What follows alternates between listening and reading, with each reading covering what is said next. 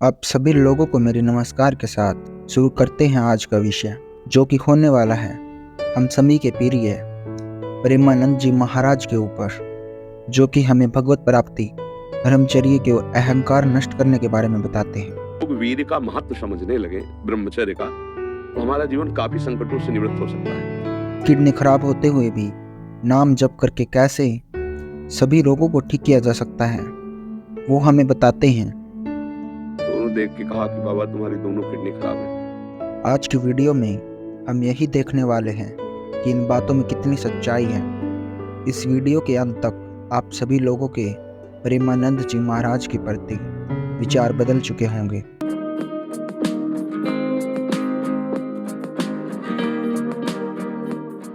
सबसे पहले हम बात करते हैं नाम जप करने के बारे में। क्या है नाम जप और क्यों करे किसी का नाम जप? महाराज बताते हैं कि नाम जप करने से रोग ठीक हो जाते हैं। नाम जप करने से आप जो चाहोगे वो प्राप्त हो जाएगा। अगर भगवान को हमसे नाम जप ही करवाना था तो उन्होंने हमें नीचे क्यों भेजा? नाम तो भगवान वहीं ऊपर भी जप करवा सकते थे। यह बात उसी प्रकार है जैसे एक छोटे बच्चे को कुछ चाहिए हो और उसके पिता मना कर दें कि ये नहीं मिलेगा, या कह दे कि मेरा नाम जप करता रहे, जब मैं खुश हो जाऊंगा तो मैं दिला दूंगा। और बच्चा अपना काम करवाने के लिए नाम जप करे या जिद करे। महाराज जी भी यही कह रहे हैं कि नाम जप करते रहें तो जो चाहोगे वो मिल जाएगा। नाम नहीं जप किया तो नहीं मिलेगा। ये कोई बात है क्या?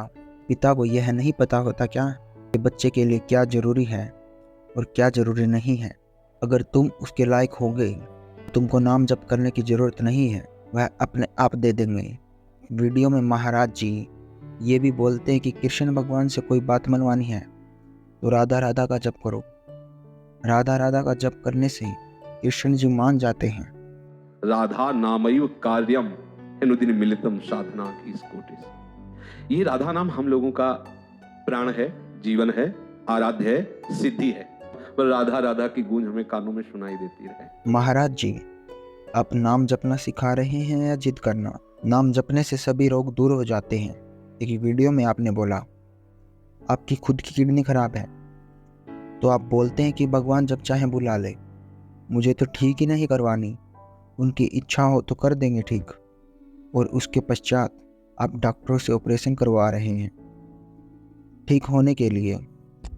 और आप यह भी बोल रहे हैं कि नाम जपने की शक्ति डॉक्टरों को, वैज्ञानिक लोग नहीं समझ सकते। नाम जपने से बड़े बड़े रोग दूर हो जाते हैं। मैं कहता हूँ कि नाम जप करना बस एक जिद है जो आप भगवान से कर रहे हो।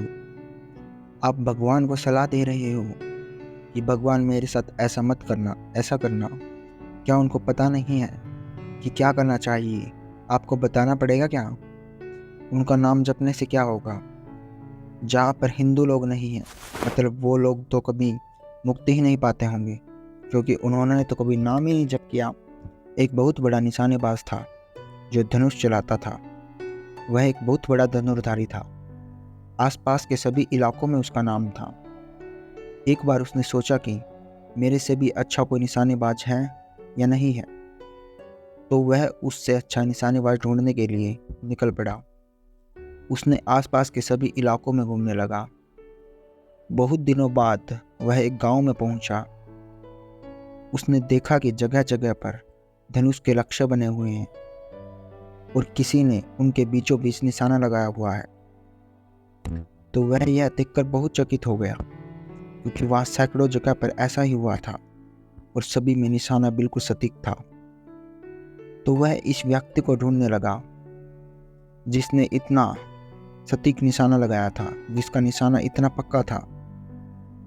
तो उसने एक आदमी से पूछा कि ये कौन योद्धा है जिसका निशाना इतना पक्का है? तभी वह व्यक्ति बताता है कि यह कोई निशानेबाज नहीं है, यह तो एक पागल व्यक्ति है जो पहले कहीं भी तीर मार देता है और फिर उसके चारों तरफ लक्ष्य बना देता है। यह कोई योद्धा नहीं है। उसी प्रकार महाराज भी कोई भी बात के तीर छोड़ देते हैं और उसके चारों ओर धर्म और भगवान और चमत्कार का लक्ष्य बना देते हैं। ऐसे ही लोगों से समाज को ज़्यादा खतरा है, क्योंकि जैसे उस तीरंदाज को भरोसा हो गया था कि यह कोई योद्धा है, उसी प्रकार योग्य और पढ़े लिखे लोगों को भी यह वहम हो जाता है कि इनकी बातें सही हैं।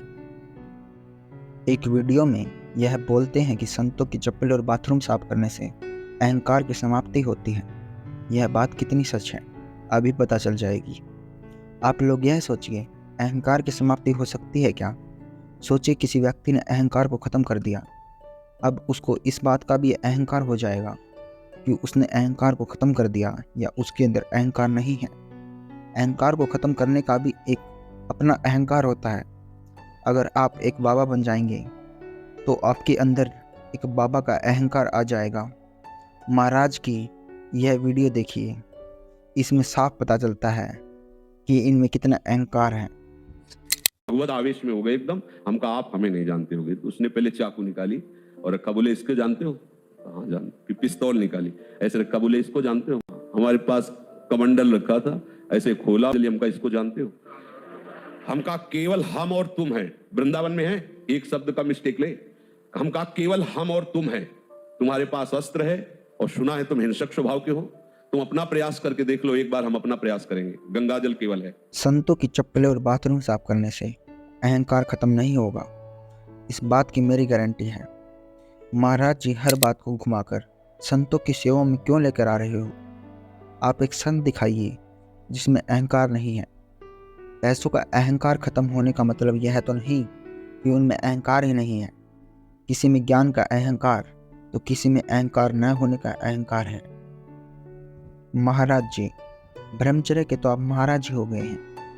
ब्रह्मचर्य का पालन करने के तो बहुत से तरीके बता दिए हैं आपने, जिनसे अपने शरीर से ज़बरदस्ती कोई भी काम कैसे करवाना है, कैसे ज़बरदस्ती ब्रह्मचर्य का पालन करना है। शरीर से ज़बरदस्ती करने से कुछ नहीं होगा। संकल्प करने से क्या होगा जब मन में और दिमाग में वही सब चल रहा हो। शरीर से अगर कोई ज़बरदस्ती करेगा तो मन पकड़ लेगा उस बात को। शरीर को बोलोगे कि यह नहीं खाना, यह नहीं करना, मन और मस्तिष्क उसी बात को करने को बोलेंगे, उसी काम को करने को बोलेंगे। और आप शरीर से ज़बरदस्ती कर रहे हैं कि यह नहीं खाना, यह नहीं पीना, यह नहीं करना। ज़बरदस्ती करने से कुछ नहीं होगा। यह तो एक बहुत बड़ा विषय है। आप लोग चाहेंगे तो हम इस विषय पर एक अलग से वीडियो बना देंगे। अनपढ़ों के बाबा अलग होते हैं। जो पढ़े लिखों को पागल नहीं बना सकते, वह अनपढ़ों को ही पागल बना सकते हैं। लेकिन प्रेमानंद जी बहुत सी बातें सही बोलते हैं, जिसकी वजह से पढ़ा लिखा यूथ भी इनकी तरफ बहुत ज़्यादा आकर्षित हो जाता है। लेकिन इसका मतलब यह नहीं कि यह सभी बातें सही बोलते हैं। अगर हम देखें तो इनमें बहुत सी बातें गलत भी हैं। अगर हम उनको पकड़ें, उन पर सोच विचार करें तो पता चलेगा कि कहीं ना कहीं कर तो ये भी वही काम रहे हैं। बस कुछ बातें सही बोलते हैं, इसका मतलब यह तो नहीं ये सब कुछ सही बोल रहे हैं। तो आज जिन विषयों पे हमने चर्चा की उन पर आप स्वयं विचार करें और देखें कि क्या सही है और क्या गलत। आप निश्चित रूप से महसूस करेंगे कि आपका संसार को देखने का नज़रिया सही दिशा में जा रहा है। धन्यवाद।